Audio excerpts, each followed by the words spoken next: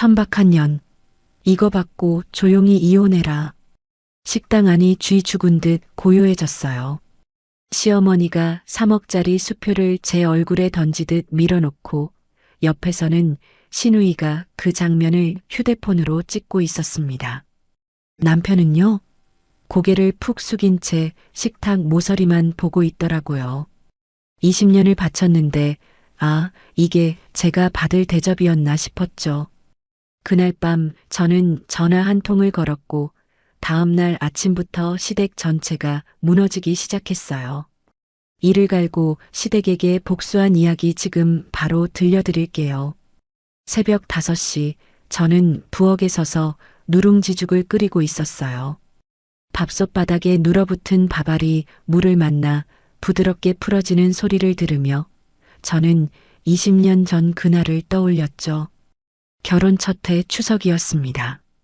차례를 마치고 친척들이 거실에 둘러앉아 과일을 깎고 있을 때 시어머니가 부엌에서 나오시더니 저를 가운데 세우셨어요. 야, 다들 봐라.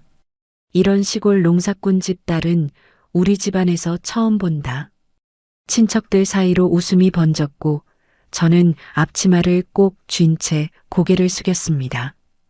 그날의 수치스러움이 20년이 지난 지금도 새벽 부엌의 수증기 사이로 선명하게 피어올랐죠. 휴대폰이 짧게 울렸습니다. 시어머니의 문자였어요. 오늘 저녁 일찍 시댁으로 와라. 중요한 얘기가 있다. 평소라면 바로 답장을 보냈을 겁니다. 어머님 뭐 사갈까요? 혹시 좋아하시는 한과 사갈까요? 그런데 이번에는 문자 끝에 늘 붙어있던 며느라라는 2글자가 빠져 있었어요. 저는 한참을 휴대폰 화면만 들여다보았습니다. 오후 1시 남편 현우가 K대학병원 본관 대강당에서 원장 취임식을 치렀습니다. 가족 축하 자리는 따로 오후 6시 강남의 한정식 집에서 열리기로 되어 있었죠. 한정식 집에 도착하자 신우이 미라가 입구에서 저를 맞았습니다. 미라가 제 팔을 가볍게 잡으며 고개를 출입문 쪽으로 기울였어요. 언니, 자리는 여기 끝쪽이에요. 친척 어른들이 가운데 앉으셔야 해서. 가장 구석진 자리, 출입문 바로 옆이었습니다. 딸 하윤이가 제 치맛자락을 작은 손으로 꼭 움켜쥐었어요. 저는 아이의 손을 감싸 쥐고 조용히 의자를 당겨 앉았습니다.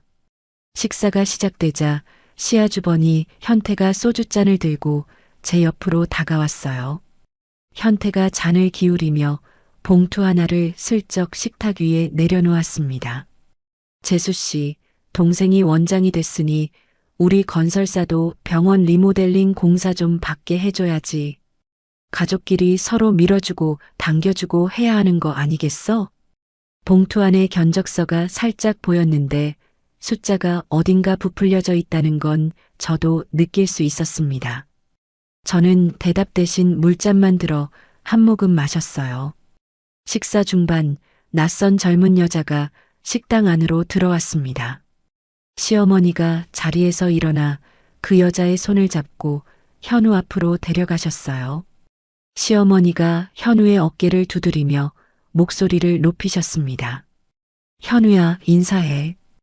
이 정도 격은 돼야 원장 사모님이지. 그 말이 제가 앉은 자리까지 또렷하게 들렸습니다.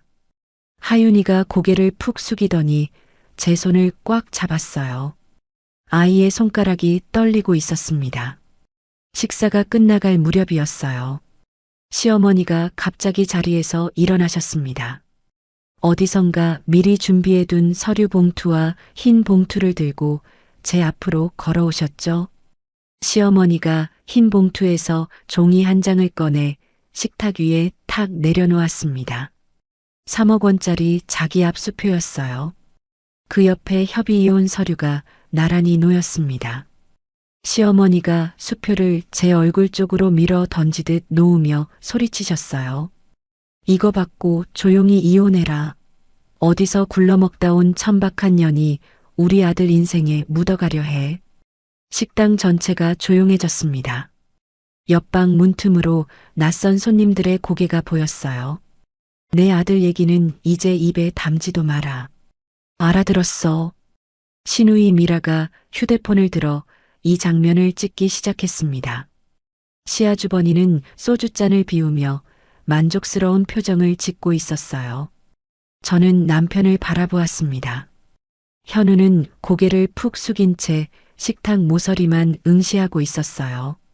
어머니를 말리지도 저를 변호하지도 않았습니다.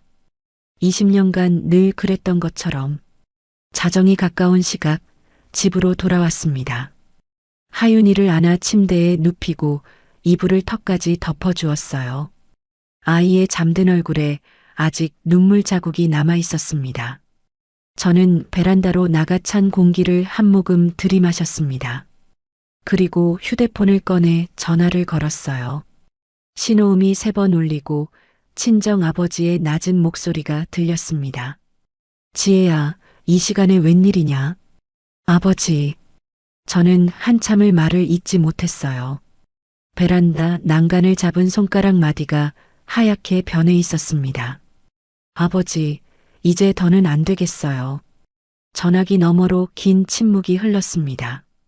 아버지의 숨소리만 가늘게 들렸어요. 알겠다. 내가 알아서 하마. 아버지는 그 한마디만 남기고 전화를 끊으셨습니다. 저는 꺼진 휴대폰 화면을 한참 동안 내려다보았어요. 베란다 너머로 서울의 야경이 무심하게 빛나고 있었습니다. 다음 날 아침 저는 평소처럼 하윤이의 머리를 묶어주고 유치원 버스에 태웠습니다. 아이가 버스 창문 너머로 작은 손을 흔들었고 저는 버스가 모퉁이를 돌아 사라질 때까지 그 자리에 서 있었어요. 그 시각 시아주버니 현태의 사무실에는 등기 우편 하나가 도착하고 있었습니다. 물론 저는 그 사실을 나중에야 알게 되었죠. 현태가 봉투를 뜯고 서류를 펼쳤을 때 사무실 안의 공기가 바뀌었다고 합니다. 대전의 동훈종합건설에서 보낸 대여금 일시상환 청구서였어요. 5년 전 빌린 운영자금 18억 원을 즉시 갚으라는 내용이었습니다. 현태가 서류 하단에 적힌 대표이사 이름을 보았을 때 의자에서 벌떡 일어났다고 해요. 서동훈, 제 친정 아버지의 이름이었습니다.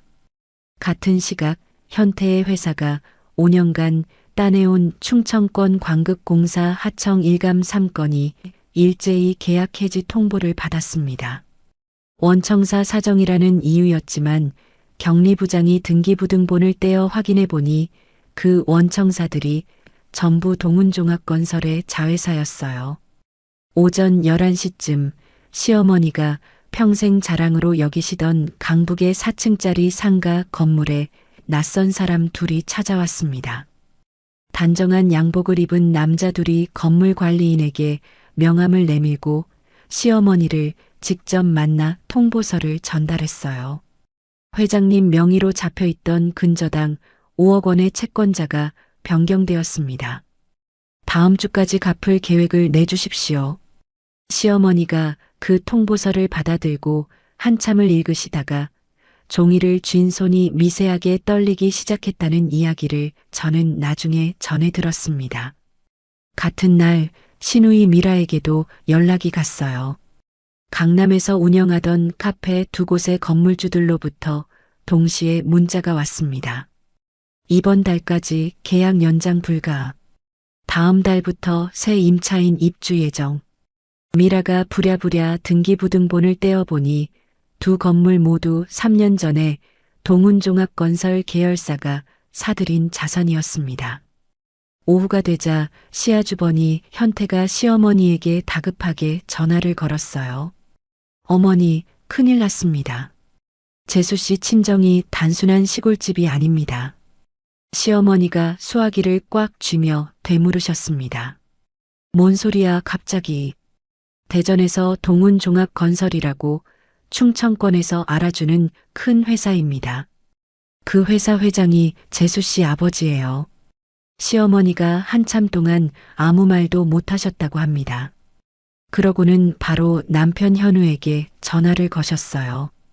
현우야, 내 와이프 친정이 도대체 뭐 하는 집이야? 왜 갑자기 우리 집안이 이 모양이 되는 거냐?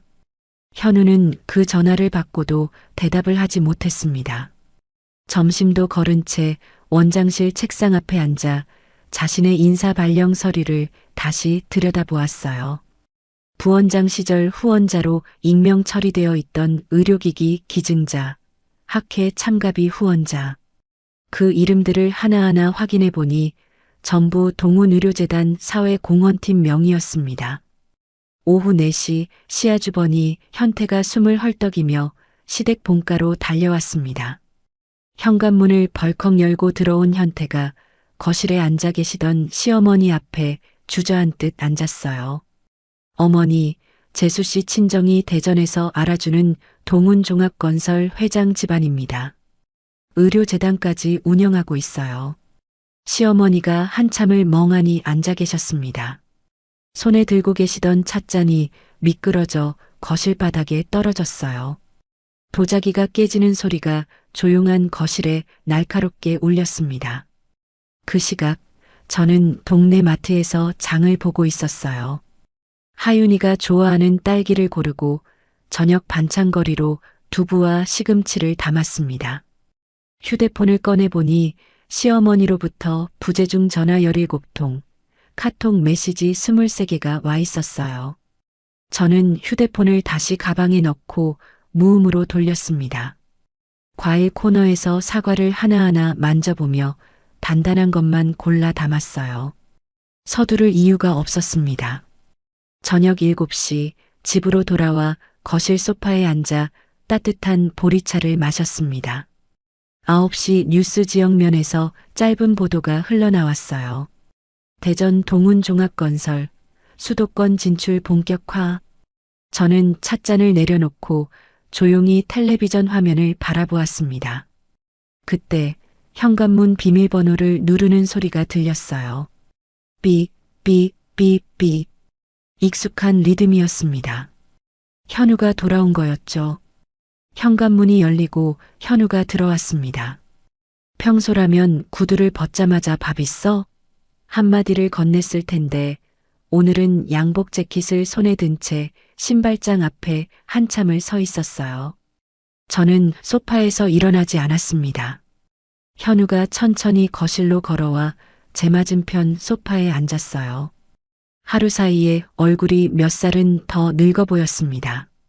넥타이를 풀어헤친 목 언저리로 식은땀 자국이 보였어요. 저는 미리 끓여둔 보리차를 한 잔 따라 현우 앞에 내려놓았습니다. 현우가 찻잔을 감싸 쥐었지만 마시지는 않았어요. 지혜야. 현우가 고개를 들어 저를 바라보았습니다. 눈가가 붉었어요. 장인어른이 동훈종합건설 회장이야? 저는 대답 대신 자리에서 일어나 안방으로 갔습니다. 장롱 맨 아래 서랍, 이불보 밑에 넣어두었던 낡은 갈색 봉투를 꺼냈어요. 20년간 한 번도 꺼내지 않았던 봉투였습니다. 거실로 돌아와 그 봉투를 현우 앞에 내려놓았어요. 이거 봐. 현우가 떨리는 손으로 봉투를 열었습니다. 맨 위에 있던 종이는 현우의 의대 시절 등록금 이체 내역이었어요. 8장이 날짜 순으로 정리되어 있었습니다. 그 밑에는 제가 매달 시부모님께 보내드린 생활비 통장 사본이 있었고 그 아래에는 10년 전 시아버지가 사업에 실패하셨을 때 친정아버지가 대신 갚아주신 사채 관련 서류와 이체 내역이 들어 있었어요. 현우가 서류 한 장 한 장을 넘길 때마다 손가락 끝이 점점 더 심하게 떨렸습니다. 이게 전부 장인어른이? 당신 인턴 때 통장에 갑자기 들어와 있던 500만 원 기억나? 의국 선배가 보내준 격려금이라고 했잖아. 현우가 서류 더미에서 통장 사본 하나를 집어들었어요. 출금자 이름이 선명하게 찍혀 있었습니다. 서동훈. 이런 게 20건 넘게 있어. 현우가 통장 사본을 내려놓고 두 손으로 얼굴을 감쌌습니다. 어깨가 미세하게 흔들리고 있었어요. 봉투 맨 아래에는 친정 아버지가 손으로 쓰신 메모 한 장이 있었습니다. 저는 그 메모를 꺼내 현우 앞에 놓았어요. 현우가 손을 내리고 메모를 읽었습니다. 사위가 진짜 사람인지 보려고 20년을 기다렸다. 그러나 강서방은 결국 어머니 그늘에서 한 발도 나오지 못했다. 이제는 내 딸을 위해 내가 움직여야 할 때다. 현우의 입술이 파르르 떨렸습니다. 메모를 쥔 손에 힘이 들어가 종이 모서리가 구겨졌어요. 왜 20년 동안 한마디도 안 했어? 아버지가 원하셨어.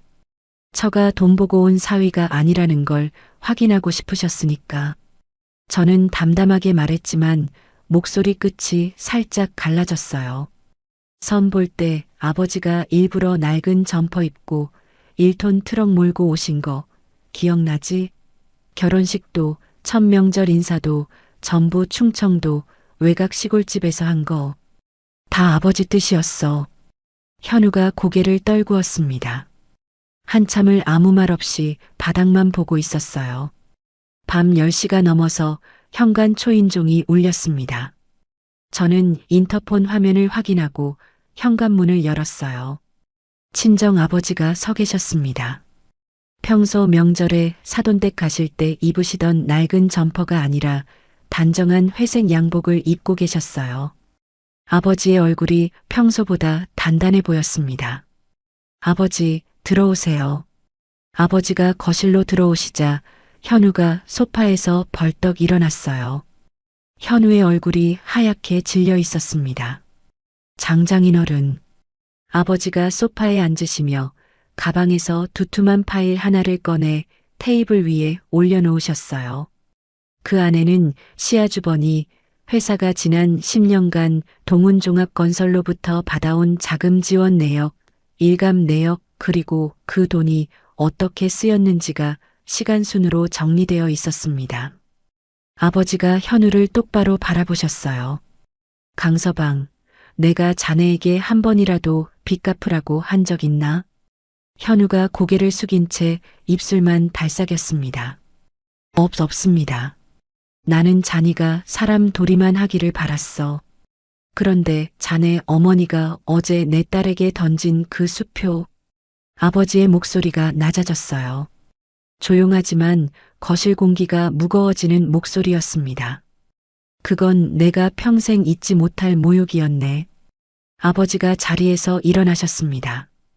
현우가 황급히 따라 일어났지만 아버지는 더 이상 아무 말 없이 현관 쪽으로 걸어가셨어요. 저는 아버지를 현관까지 배웅했습니다. 아버지가 구두를 신으시며 제 어깨를 한번 가볍게 두드리셨어요. 그것으로 충분했습니다. 현관문이 닫히고 거실에 깊은 정적이 내려앉았어요. 그때 안방 쪽에서 작은 발소리가 들렸습니다. 하윤이가 잠옷 차림으로 거실 문 앞에 서 있었어요. 아이가 아빠에게 천천히 다가가 작은 손으로 현우의 무릎을 토닥토닥 두드렸습니다. 현우의 어깨가 크게 들썩였어요. 두 손으로 얼굴을 감싼 채 소리 없이 울기 시작했습니다. 하윤이가 아빠의 무릎에 얼굴을 묻었고 저는 거실 불을 끄지 않은 채 그 자리에 서서 두 사람을 바라보았습니다. 다음 날 아침 저는 하윤이를 유치원에 보내고 집안을 정리하고 있었어요. 거실 테이블 위에는 어젯밤 친정 아버지가 놓고 가신 파일이 그대로 있었고 현우는 새벽에 먼저 병원으로 출근한 뒤였습니다. 그 시각 시어머니는 다른 일을 하고 계셨죠. 시어머니가 평소 다니시던 교회 권사 모임 단체 카톡방에 장문의 메시지를 올리셨습니다. 내용은 이랬어요. 우리 며느리가 알고 보니 사돈댁 돈으로 우리 아들을 속이고 시집왔다. 이제 그 돈을 미끼로 우리 집안을 무너뜨리고 있다. 시어머니는 그 메시지를 교회 모임뿐 아니라 동창회 부녀의 단톡방에도 한꺼번에 뿌리셨습니다. 권사님들 사이에서 수군거림이 시작되었고 점심때쯤에는 강북 일대 아파트 부녀회까지 그 이야기가 흘러 들어갔어요. 신우이 미라도 가만히 있지 않았습니다. 미라가 동네 미용실에 들러 머리를 감기면서 원장님에게 말했다고 해요. 원장님, 우리 새언니 아세요? 알고 보니 충청도 졸부집 딸인데 그 돈으로 우리 오빠를 사놓고 이제 와서 우리 집안을 짓밟고 있어요. 미용실 원장이 고개를 끄덕이는 척하면서도 눈을 동그랗게 떴다고 합니다. 그 이야기는 며칠 만에 하윤이가 다니는 유치원 학부모 모임까지 퍼졌어요. 그런데 시어머니는 말로만 끝내지 않으셨습니다. 그날 오후 시어머니가 평소 거래하시던 심부름센터에 전화를 거셨어요. 하윤이의 유치원 주소를 알려주시며 아이를 데려오라고 시키신 겁니다. 오후 3시쯤 낯선 남자 한 명이 유치원 정문 앞에 나타났습니다. 담임 선생님이 현관에서 그 남자를 마주했어요. 강하윤 어린이 할머니가 보내셨는데요. 아이 좀 데려가겠습니다. 담임 선생님이 한 발도 물러서지 않고 말했습니다. 학부모 사전 등록증 있으세요? 그런 건 없는데 할머니가 급하다고 하셔서 등록증 없으시면 아이를 인계해 드릴 수 없습니다. 돌아가 주세요. 담임 선생님이 단호하게 막아내고 즉시 저에게 전화를 주셨어요. 저는 그 전화를 받는 순간 심장이 턱 내려앉았습니다. 손이 떨렸지만 목소리만은 침착하게 유지했어요. 선생님, 감사합니다. 제가 지금 바로 가겠습니다. 유치원에 도착해 하윤이를 안았을 때 아이는 영문도 모른 채 제 목을 꼭 감싸 안았어요. 저는 아이의 등을 쓸어내리며 속으로 다짐했습니다. 이건 절대 그냥 넘어갈 수 없다고. 같은 날 시아주버니 현태도 다급해지고 있었어요. 회사 운영 자금이 바닥나자 평소 알고 지내던 사채업자에게 연락을 했습니다. 추가로 5억 원을 빌렸는데 그 사채업자가 사실 동훈종합건설법무팀이 미리 사놓은 채권자였다는 건 한참 뒤에야 밝혀지는 일이죠. 시어머니는 여기서 멈추지 않으셨어요. 마지막 카드를 꺼내셨습니다. 시아버지의 형, 큰아버님을 동원해 시댁 본가에 가족회의를 소집하신 겁니다. 3일 뒤 토요일 오후 시댁 본가 거실에 친척 어른 7분이 모였습니다. 큰아버님을 필두로 시댁 쪽 어르신들이 빙 둘러앉으셨고 저와 현우는 마주보는 자리에 나란히 앉았어요. 시어머니가 먼저 입을 여셨습니다. 손수건으로 눈가를 연신 닦으시며 목소리를 떨었어요. 큰아버님, 저 좀 살려주세요. 며느리 친정이 돈으로 우리 집안을 쥐락펴락하고 있습니다. 장손인 현우가 어머니 체면 한 번만 세워주면 되는 거 아닙니까? 큰아버님이 고개를 끄덕이시며 저를 바라보셨습니다. 큰아버님의 표정은 온화했지만 눈빛은 조심스러웠어요. 지혜야, 시어머니 연세도 있으신데 네가 한 발 물러서면 안 되겠느냐? 어른 체면도 있고 집안일이라는 게 다 그런 거 아니냐? 저는 잠시 숨을 고르고 가방에서 작은 노트 한 권을 꺼냈습니다. 낡은 표지에 볼펜 자국이 배어 있는 노트였어요. 저는 그 노트를 펼쳐 큰아버님 앞에 내려놓았습니다. 큰아버님, 이건 제가 지난 20년간 시댁에서 들은 말들을 날짜와 함께 적어둔 겁니다. 친척 어른들의 시선이 일제히 노트로 향했어요. 2004년 9월 28일 추석 차례 후 시골 농사꾼 집 딸은 우리 집안에서 처음 본다. 2007년 1월 1일 설날 아침. 음식 맛이 왜 이래? 시골에서 뭘 배우고 시집 온 거야? 2010년 5월 5일 어린이날. 애도 못 낳는 년이 우리 집에서 밥이나 축내고 있어.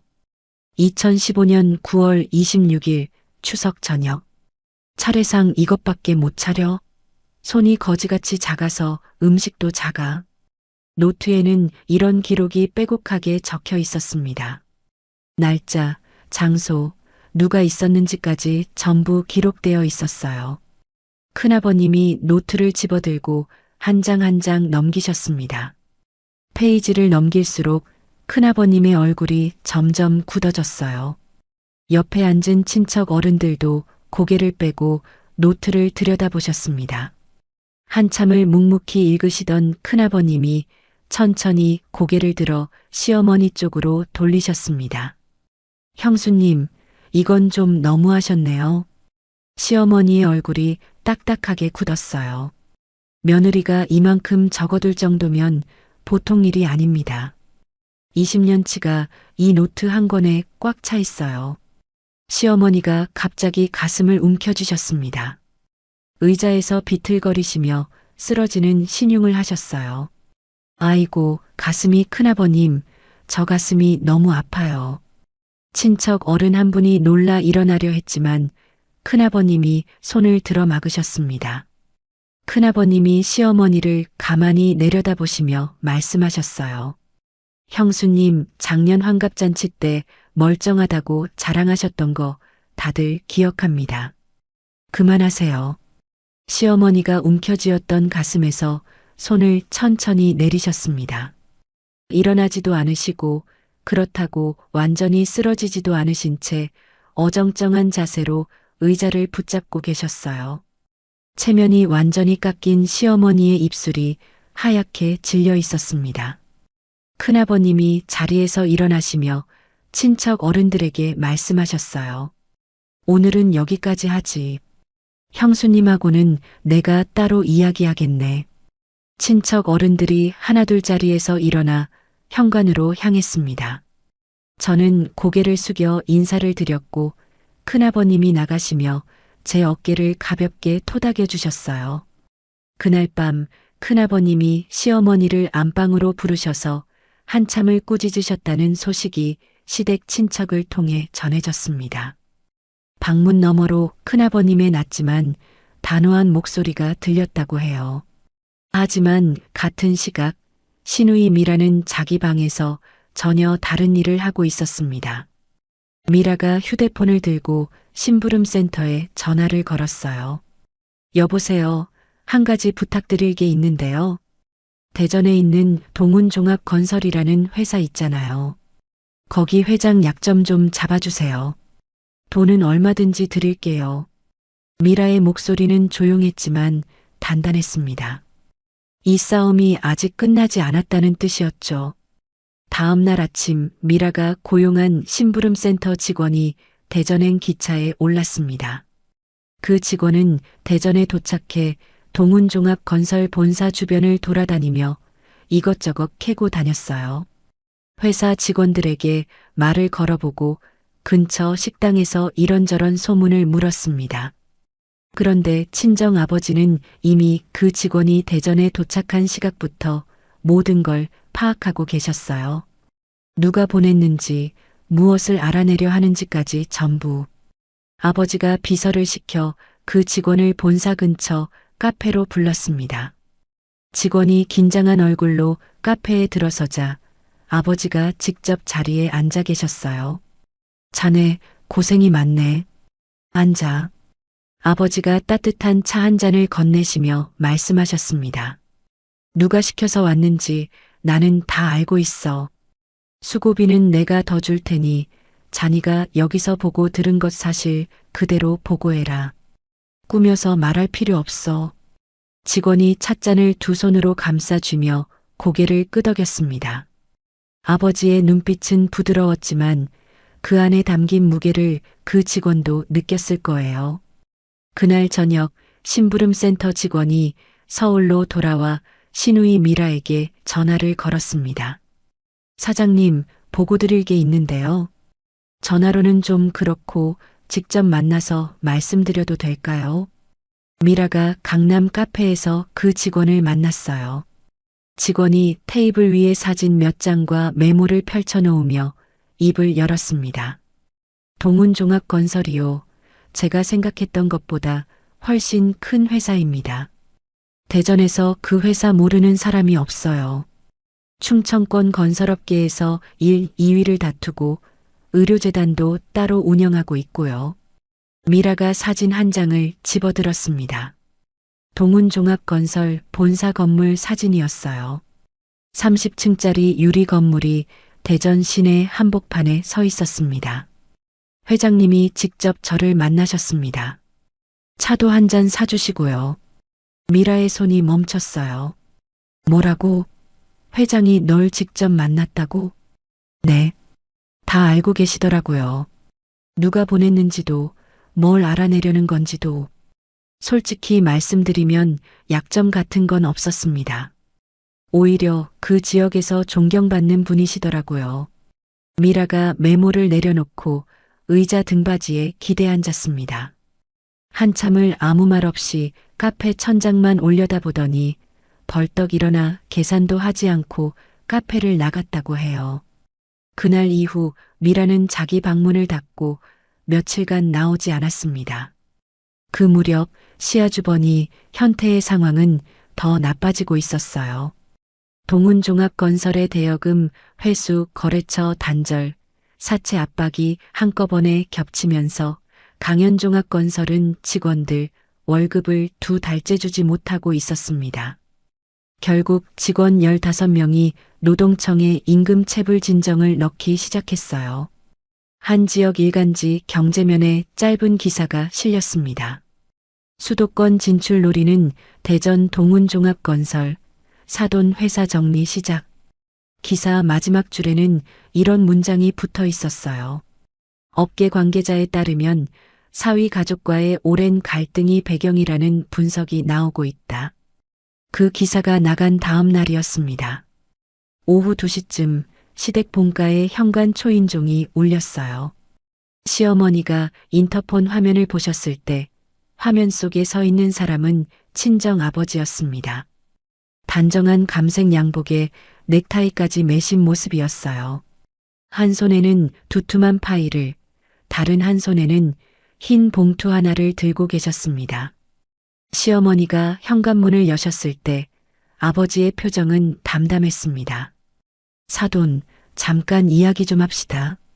시어머니가 아버지를 거실로 안내했어요. 아버지가 소파에 앉지 않으시고 식탁 의자를 당겨 앉으셨습니다.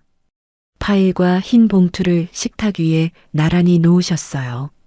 흰 봉투에서 꺼낸 것은 며칠 전 시어머니가 저에게 던졌던 그 3억 원짜리 자기 앞 수표였습니다. 아버지가 그 수표를 두 손으로 집어 시어머니 눈앞에 들어 보이셨어요. 그리고 천천히, 아주 천천히 반으로 찢으셨습니다. 찢어진 수표 두 조각을 식탁 위에 가지런히 내려놓으시며 아버지가 입을 여셨습니다. 사돈, 내 딸값은 3억이 아니야. 시어머니의 눈이 수표 조각 위에 고정되었어요. 입술이 벌어졌지만 소리가 나오지 않았습니다. 지난 20년간 내가 사돈댁에 보낸 돈 다 합치면 그것의 수십 배는 돼. 사위 의대 등록금부터 시작해서 바깥사돈 사채 갚아준 것, 큰 사위 회사 운영자금, 일감까지 전부 내 돈이었어. 아버지가 파일을 열어 식탁 위에 펼치셨습니다. 이체 내역, 계약서 사본, 날짜별로 정리된 자금 흐름이 빼곡하게 들어 있었어요. 나는 이걸 한 번도 사돈댁에 들이밀지 않았어. 내 딸이 그 집에서 행복하기만 하면 됐으니까. 그런데 사돈. 아버지가 파일에서 손을 떼고 시어머니를 똑바로 바라보셨습니다. 사돈이 내 딸에게 천박한 년이라고 했지. 굴러먹다 온 년이라고 했지. 식당에 사람 다 있는 데서 수표를 얼굴에 던졌지. 시어머니의 어깨가 움츠러들었어요. 고개가 점점 내려갔습니다. 내가 20년을 참은 건 사위가 언젠가는 내 딸 편에 서줄 거라고 믿었기 때문이야. 그런데 그날 밤 딸이 전화해서 우는 소리를 듣고 나는 이제 더 기다릴 수가 없었어. 아버지가 자리에서 일어나셨습니다. 시어머니는 고개를 숙인 채 식탁만 내려다보고 계셨어요. 한마디 변명도 한마디 항변도 하지 못하셨습니다. 아버지가 현관으로 향하시며 마지막으로 말씀하셨어요. 사돈, 내 딸이 의사 아들 키운 자랑의 도구가 아닌걸 이제는 아셨으면 해.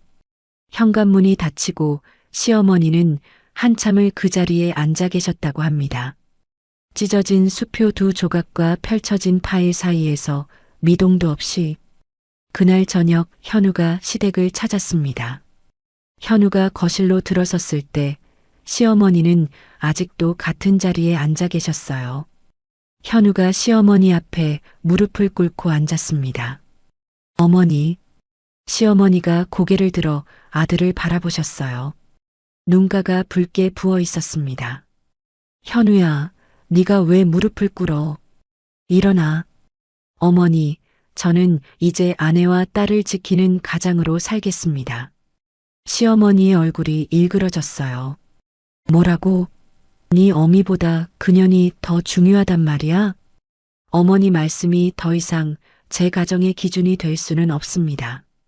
저는 20년 동안 아내가 맡고 있는 걸 보면서도 눈을 감았습니다. 그게 얼마나 비겁한 짓이었는지 이제야 알겠습니다. 시어머니가 식탁을 손바닥으로 내리치셨어요. 이게 다 그년이 시킨 거지. 그년이 내 귀에 뭘 불어넣은 거야. 현우가 고개를 숙이지 않았습니다. 처음으로 어머니의 눈을 똑바로 바라보며 말했어요. 아무도 시키지 않았습니다. 제가 스스로 깨달은 겁니다. 어머니, 이제 그만하셔야 합니다. 시어머니가 의자에서 힘이 풀린 듯 뒤로 기대셨어요. 아들의 얼굴을 한참 동안 말없이 바라보시다가 고개를 돌려 창밖을 보셨습니다. 그 무렵 시아주번이 현태가 병원으로 현우를 찾아왔었다고 합니다. 원장실 문을 열고 들어온 현태가 책상 앞에 서서 고개를 숙였어요. 현우야, 형 좀 살려라. 내 원장 자리 담보로 은행에서 10억만 빌려줘. 그거면 형 회사가 살아. 현우가 책상 위에 서류를 내려놓으며 형을 바라보았습니다. 형, 그건 안 됩니다. 뭐? 야, 나 내 형이야. 형이 이렇게 부탁하는데 안 된다고? 형 회사는 형이 책임지셔야 합니다. 저는 더 이상 어머니와 형의 일에 제 가정을 끌어들이지 않겠습니다. 현태가 주먹을 불끈 쥐었다가 풀었습니다. 현우의 눈빛이 예전과 다르다는 걸 느꼈는지 더 이상 말을 잇지 못하고 원장실을 나갔어요. 그 다음 주 강현종합건설은 만기어음을 막지 못하고 부도 처리되었습니다. 며칠 뒤 폐업 수순을 밟았고 현태는 임금체불과 사기 혐의로 경찰 조사를 받기 시작했어요. 그날 밤 저는 거실 카펫 위에 하윤이와 나란히 엎드려 그림책을 읽고 있었습니다. 하윤이가 그림책 속 토끼를 손가락으로 가리키며 까르르 웃었어요. 현관문이 열리고 현우가 들어왔습니다.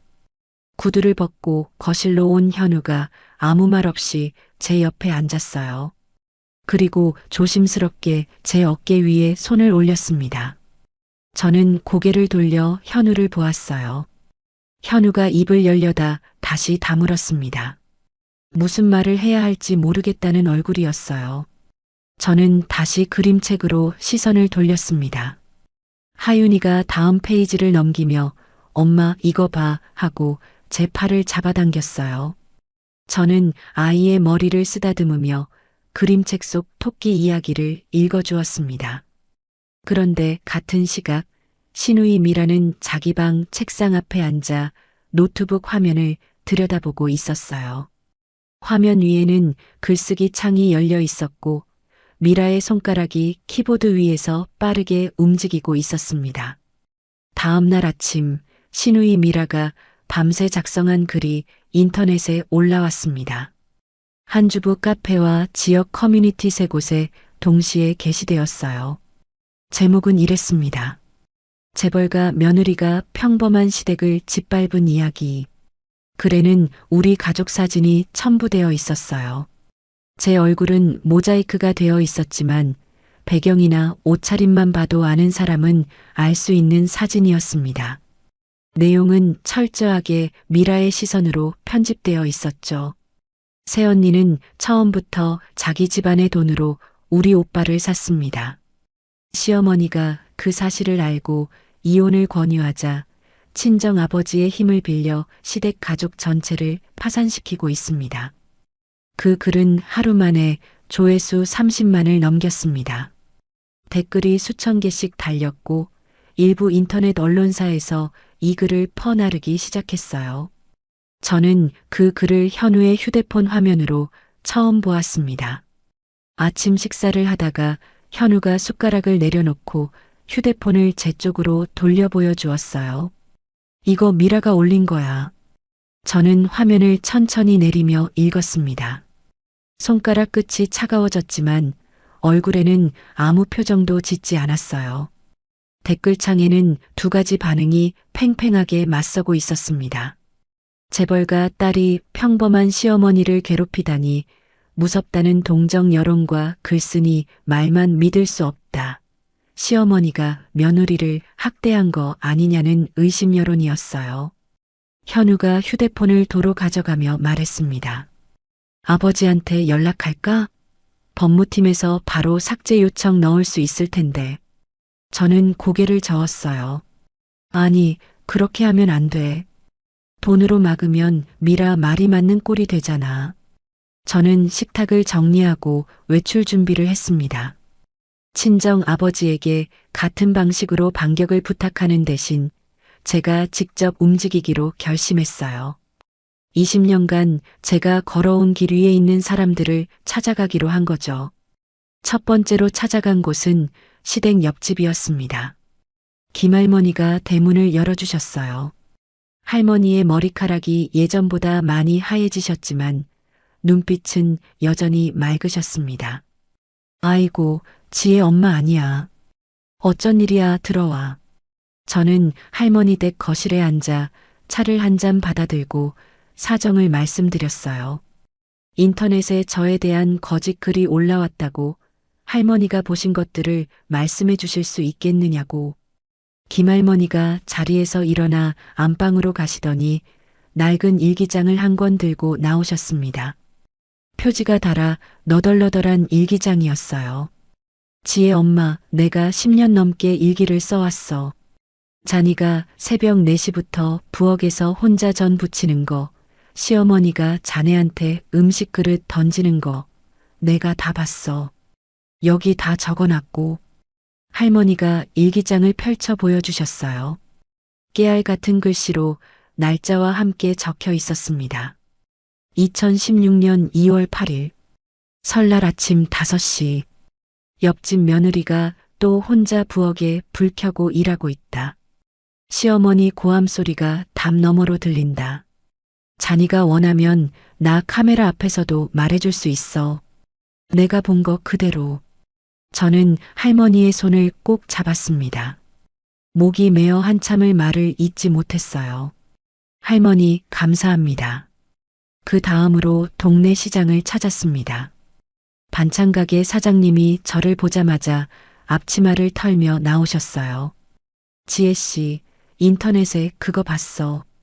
그거 다 거짓말이지? 내가 증언해 줄까? 떡집 사장님도 과일가게 사장님도 마찬가지였어요. 제가 부탁드리기도 전에 먼저 나서 주셨습니다.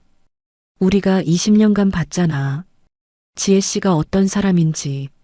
시장 올 때마다 인사 꼬박꼬박하고 명절 때마다 떡 돌리고 아이 데리고 와서 우리 가게 과일 하나하나 골라 담던 거. 우리가 다 알지. 상인분들이 자발적으로 휴대폰을 꺼내 영상을 찍어 보내주셨어요. 자신들이 봐온 며느리 서지혜가 어떤 사람이었는지를 하나하나 이야기해 주셨습니다. 반찬가게 사장님이 카메라를 보며 말씀하셨어요. 이 동네에서 지혜 씨 모르는 사람 없어요. 시어머니한테 맞아가면서도 한 번도 시어머니 흉 안 본 사람이에요. 그런 사람이 시댁을 짓밟았다고요? 말도 안 되는 소리예요. 과일가게 사장님은 울먹이시며 말씀하셨습니다. 추석 전날이면 새벽부터 여기 와서 제수용 과일 고르고 시어머니 좋아하시는 홍시 따로 사가고 한 번도 빠진 적이 없어요. 20년을 그렇게 했어요. 이 사람이. 그 영상들을 한 지역 방송국 기자가 연락을 해왔습니다. 인터넷에서 화제가 된 글을 취재하던 중 동네 주민들의 반응을 보고 직접 연락한 거였어요. 서지혜 씨, 주민분들 증언을 모아서 짧은 보도를 만들어도 괜찮겠습니까?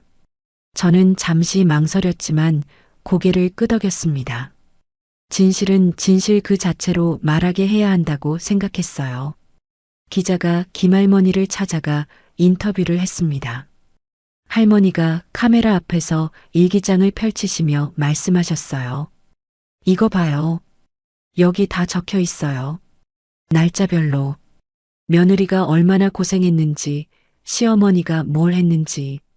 내가 다 봤어요. 동네 시장 상인분들도 카메라 앞에 서주셨고, 유치원 담임 선생님도 서면으로 증언을 보내주셨어요. 강하윤 어린이 어머니는 매일 아침 아이를 직접 데려다 주시고 학부모 활동에 한 번도 빠지신 적이 없습니다. 아이에 대한 사랑이 누구보다 깊은 분입니다. 그 보도가 지역 방송에 나간 다음 날 여론이 완전히 뒤집혔습니다. 미라가 올린 원글에 동네 주민들의 댓글이 수백 개씩 달리기 시작했어요. 거짓말 그만하세요. 우리 동네에서 그 며느리분 모르는 사람 없습니다. 저도 같은 시장 상인인데 지혜 씨가 20년간 어떻게 살아왔는지 우리가 다 압니다. 신우이분, 부끄러운 줄 아세요.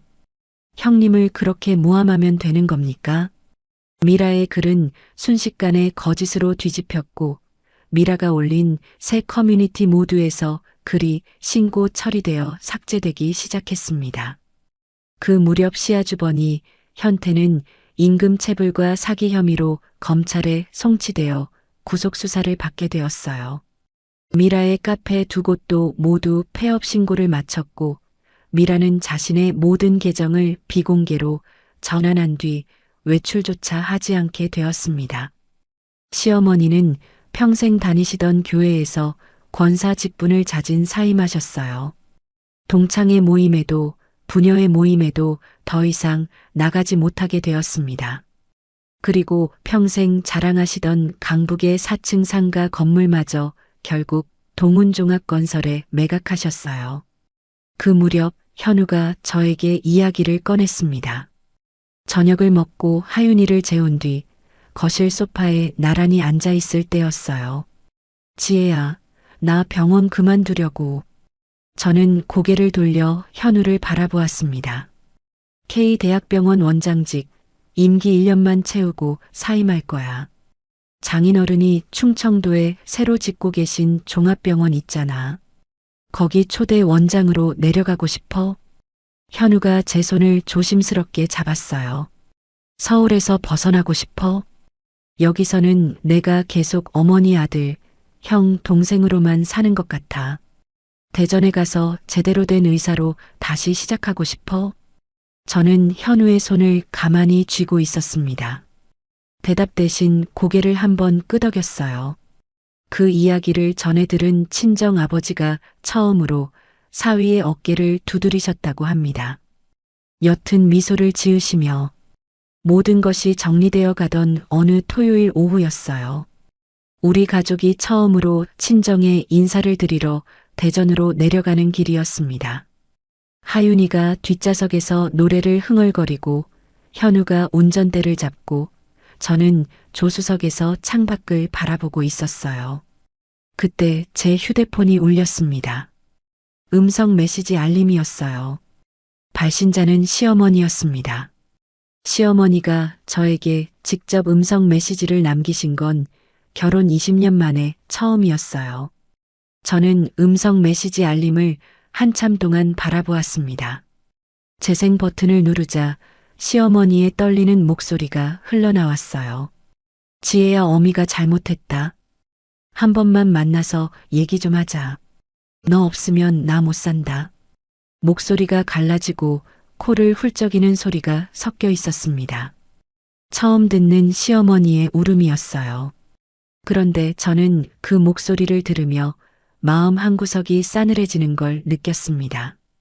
20년간 한 번도 들어보지 못한 사과가 지금 이 시점에 왜 오는지 저는 알 것 같았어요. 대전 친정에 도착해 아버지께 이 음성 메시지를 들려드렸습니다. 아버지가 거실 소파에 앉아 휴대폰 스피커에서 흘러나오는 시어머니의 목소리를 끝까지 들으셨어요. 메시지가 끝나고 아버지가 휴대폰을 식탁 위에 내려놓으시며 말씀하셨습니다. 사돈이 진심일 수도 있고 또 다른 계산일 수도 있다. 아버지가 팔짱을 끼고 천장을 한번 올려다보시다가 다시 저를 바라보셨어요. 만나봐라. 다만 반드시 녹음하고 증인을 둬라. 아버지가 큰아버님께 연락해 놓을 테니. 저는 고개를 끄덕였습니다. 일주일 뒤 시어머니가 지정하신 강북의 한 한정식 집에서 만남이 이루어졌어요. 저는 가방 안에 작은 녹음기를 넣고 큰아버님께는 미리 연락을 드려 옆방에 와 계시도록 부탁드렸습니다. 한정식집 문을 열고 들어서자 시어머니가 먼저 와 계셨어요. 평소보다 화장을 연하게 하셨고 옷도 수수한 갈색 블라우스였습니다. 시어머니가 저를 보시자마자 자리에서 벌떡 일어나셨어요. 지혜야. 시어머니가 다가오시더니 제 두 손을 덥석 잡으셨습니다. 시어머니의 눈에 금방이라도 눈물이 쏟아질 것 같았어요. 그동안 내가 너무 모질었다. 어미가 잘못했어. 우리 다 같이 다시 시작하자. 시어머니가 제 손을 잡은 채 연신 고개를 끄덕이셨습니다. 저는 시어머니의 손을 뿌리치지 않았지만 잡아주지도 않았어요.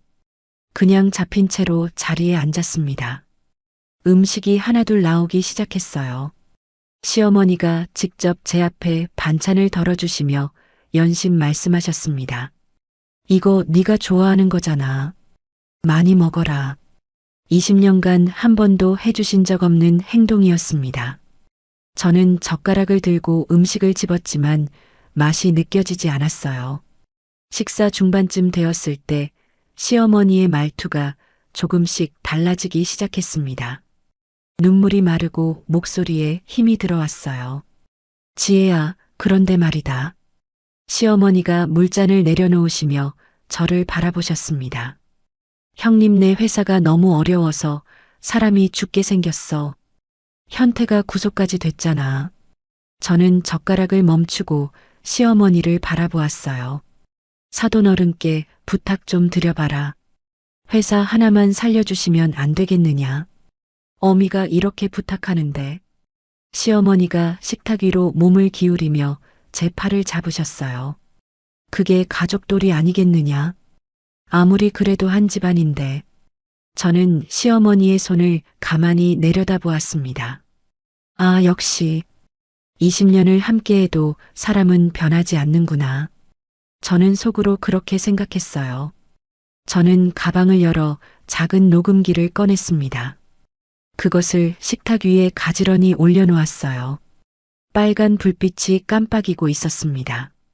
어머님, 이 대화는 처음부터 녹음되고 있었습니다. 시어머니의 손이 제 팔에서 떨어졌어요. 눈이 동그랗게 커지셨습니다.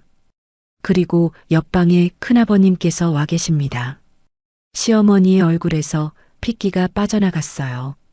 입술이 파르르 떨리기 시작했습니다. 옆방 미닫이 문이 열리고 큰아버님이 천천히 걸어 나오셨습니다. 큰아버님의 표정이 단단하게 굳어 있었어요. 형수님. 큰아버님이 시어머니 맞은편에 서시며 말씀하셨습니다. 진심으로 사과하러 오신 게 아니라 또 부탁하러 오신 거였군. 처음에 우시면서 손잡는 것까지는 나도 속을 뻔했어. 시어머니가 입을 열었다 닫았습니다. 손가락이 식탁볼을 쥐었다 폈어요. 아, 아니에요, 큰아버님. 진짜로 사과하려고 온 거예요. 다만 형님리가 너무 딱하니까 한마디만. 형수님, 이제는 나도 더 이상 형수님 편을 들어드릴 수가 없네. 큰아버님의 목소리가 낮지만 단호했습니다. 지난번에 내가 형수님 안방에서 1시간 넘게 말씀드렸잖아. 이제 그만하시라고. 며느리한테 진심으로 잘하시라고. 그런데 또 이러시면 내가 어떻게 해야 하나? 시어머니가 의자에서 미끄러지듯 바닥으로 주저앉으셨습니다. 두 손으로 얼굴을 감싸고 통곡을 시작하셨어요. 내가 뭘 어쩌란 말이야. 내 아들도 나를 버리고 큰아버님도 나를 버리고. 울음소리가 식당 안을 가득 채웠습니다. 예전 같았으면 저는 자리에서 일어나 시어머니를 부축해 드렸을 거예요. 하지만 이번에는 그러지 않았습니다. 큰아버님도 움직이지 않으셨어요. 시어머니의 울음이 한참 계속되었지만 아무도 그 눈물에 흔들리지 않았습니다. 식당 안에는 시어머니의 울음소리와 벽시계가 째깍거리는 소리만 울렸어요. 한참 뒤 큰아버님이 시어머니의 팔을 잡고 일으켜 세우셨습니다. 형수님, 일어나. 내가 본가까지 데려다 줄 테니 가서 쉬어. 시어머니가 비틀거리시며 일어나셨어요. 큰아버님이 시어머니의 팔을 부축하며 식당 밖으로 나가셨습니다. 시어머니가 문을 나서시면서 한 번 뒤를 돌아보셨지만 저는 고개를 숙인 채 식탁만 바라보고 있었어요. 그날 만남이 그렇게 끝났습니다. 며칠 뒤 저녁 현관 초인종이 울렸어요. 인터폰 화면을 보니 신우이 미라가 서 있었습니다. 화장기 없는 얼굴에 후줄근한 패딩을 입고 있었어요. 예전 강남 카페에서 명품으로 치장하던 모습과는 전혀 달랐습니다. 미라가 인터폰 카메라를 올려다보며 말했어요. 언니, 나야. 문 좀 열어줘. 저는 인터폰 통화 버튼을 눌렀습니다. 무슨 일이야? 언니, 한 번만 도와줘. 카페 다시 열게만 해줘. 언니, 아버지한테 한마디만 해주면 되잖아. 부탁이야. 미라의 목소리가 떨리고 있었어요. 코끝이 빨갛게 물들어 있었습니다. 제발, 언니. 나 이대로는 못 살아. 한 번만. 저는 인터폰 화면 속 미라의 얼굴을 가만히 바라보았습니다. 3억 수표가 날아오던 그날 밤 그 장면을 휴대폰으로 찍으며 웃던 얼굴이 떠올랐어요. 인터넷에 제 사진을 올리며 거짓말을 써내려가던 손가락이 떠올랐습니다. 미라야, 이제는 내 인생을 네가 책임져야 할 때야. 미라의 얼굴이 일그러졌어요. 언니, 나도 20년간 아무 도움 없이 혼자 버텼어. 너도 할 수 있어. 저는 인터폰 통화 버튼을 끊고 거실로 돌아왔습니다. 현관 밖에서 미라가 한참 동안 초인종을 누르는 소리가 들렸지만 저는 소파에 앉아 하윤이의 머리를 빗겨주고 있었어요. 잠시 뒤 초인종 소리가 멈췄습니다. 인터폰 화면을 확인하니 미라가 사라지고 없었어요. 그 후로 시아주버니 현태는 1심에서 징역 3년을 선고받았습니다. 미라는 모든 사업체를 정리하고 지방의 친척 집으로 내려갔어요. 시어머니는 강북 본가를 처분한 돈으로 외곽의 작은 빌라 전세를 얻어 이사하셨습니다. 한 달 뒤 현우가 K대학병원에서 마지막 진료를 마치고 사직서를 제출하던 날이었어요. 저는 하윤이와 함께 병원 로비에서 현우를 기다리고 있었습니다. 하윤이가 로비 의자에 앉아 다리를 흔들며 아빠를 기다렸어요. 엘리베이터 문이 열리고 현우가 걸어 나왔습니다. 가운을 벗은 현우의 어깨가 평소보다 가벼워 보였어요. 현우가 우리를 보고 걸음을 빨리 했습니다. 하윤이가 의자에서 뛰어내려 현우에게 달려갔어요. 아빠. 현우가 하윤이를 번쩍 안아 올렸습니다. 그리고 제 쪽을 바라보며 고개를 한번 끄덕였어요. 입꼬리가 살짝 올라가 있었습니다. 저는 자리에서 일어나 두 사람에게 걸어갔어요. 현우가 하윤이를 한 팔로 안은 채 남은 한 손으로 제 손을 잡았습니다. 우리 세 사람은 병원 정문을 나서 주차장으로 걸었어요. 하윤이가 현우의 품에서 대전 가는 거야? 하고 물었습니다. 응, 대전 가는 거야. 현우가 하윤이의 볼에 코를 부비며 대답했어요. 저는 차 문을 열며 한 번 뒤를 돌아보았습니다. K대학병원 건물이 오후 햇살을 받아 반짝이고 있었어요. 차가 주차장을 빠져나와 고속도로 진입로에 올랐습니다. 하윤이가 뒷좌석에서 노래를 부르기 시작했어요. 대전 외곽에 새로 지어진 동훈의료재단 산하종합병원은 흰 벽돌과 유리창이 어우러진 5층짜리 건물이었어요. 개원식 날 아침 병원 정문 앞에는 축하 화환이 길게 늘어서 있었고 충청권 곳곳에서 찾아온 사람들이 로비를 가득 채우고 있었습니다. 저는 하윤이의 손을 잡고 로비 한쪽에 서서 단상을 바라보았어요. 하윤이가 고개를 들어 저를 올려다보며 물었습니다. 엄마, 아빠가 저기서 뭐해? 아빠가 인사하는 거야. 오늘부터 여기서 일하시거든. 하윤이가 고개를 끄덕이며 다시 단상 쪽을 바라보았어요. 현우가 단상에 올랐습니다. 서울에서 입던 비싼 양복 대신 새 하얀 가운을 걸치고 있었어요. 현우가 마이크 앞에 서서 잠시 객석을 둘러보았습니다. 저와 눈이 마주쳤을 때 현우의 입꼬리가 살짝 올라갔어요.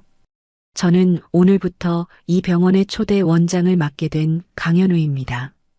현우가 준비한 원고를 내려다보다가 접어서 주머니에 넣었어요. 그리고 객석을 똑바로 바라보며 말했습니다. 길게 말씀드리지 않겠습니다. 저는 이제 명함에 적힌 직함이 아니라 환자 한 분 한 분의 이름을 부르는 의사로 살겠습니다. 감사합니다. 짧은 인사였지만 객석에서 박수가 터져 나왔어요. 저도 손뼉을 쳤습니다. 하윤이가 제 옆에서 작은 손으로 힘껏 박수를 치며 아빠 멋있다 하고 소리쳤어요. 개원식이 끝난 뒤 사람들이 빠져나가고 로비가 조용해졌을 때 친정 아버지가 현우에게 다가가셨습니다. 아버지가 현우의 어깨를 손바닥으로 2번 두드리셨어요. 이제야 강서방이 진짜 의사가 되었네. 현우가 고개를 숙여 인사하려 하자 아버지가 어깨를 잡아 세우셨습니다. 20년 만에 처음으로 내 사위라고 부를 수 있겠어. 현우의 눈시울이 붉어졌어요. 입술을 꾹 다물었다가 간신히 한마디를 꺼냈습니다. 아버님, 감사합니다. 그리고 죄송합니다. 됐어. 앞으로 잘하면 되는 거야. 아버지가 현우의 등을 한 번 더 두드리시고 돌아서셨어요. 현우가 처음으로 장인 앞에서 환하게 웃었습니다. 20년간 한 번도 본 적 없는 표정이었어요. 우리 가족은 친정 아버지 집 근처에 작은 단독주택을 얻어 이사했습니다. 마당이 있는 집이었어요.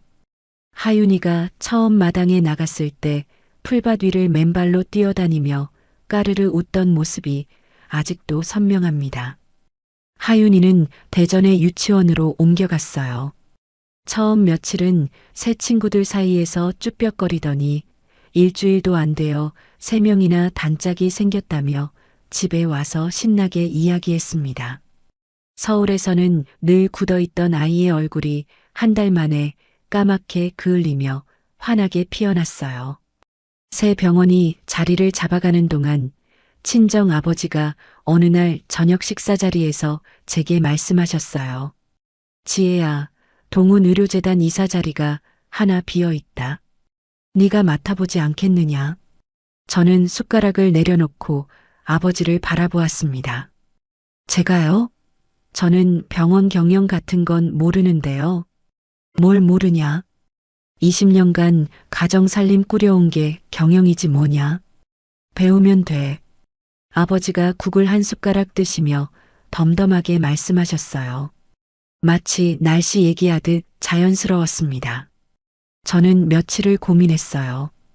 20년간 누구의 아내, 누구의 며느리로만 불려왔던 제가 제 이름 석자가 적힌 명함을 가질 수 있다는 게 실감이 나지 않았습니다. 동훈의료재단 이사로 정식 등록된 날 사무실에서 명함을 받아들었어요. 동훈의료재단 이사 서지혜. 저는 그날 밤 잠들기 전까지 그 명함을 침대 옆 탁자에 올려놓고 몇 번이고 들여다보았습니다. 어느 주말 오후였어요. 현우가 병원 옥상에 만들어 놓은 작은 텃밭에서 상추를 심고 있었습니다. 저는 옆에서 물조리개로 물을 주고 있었고 하윤이는 텃밭 가장자리에 쪼그려 앉아 지렁이를 구경하고 있었어요. 현우가 호미를 내려놓고 장갑을 벗으며 저를 바라보았습니다.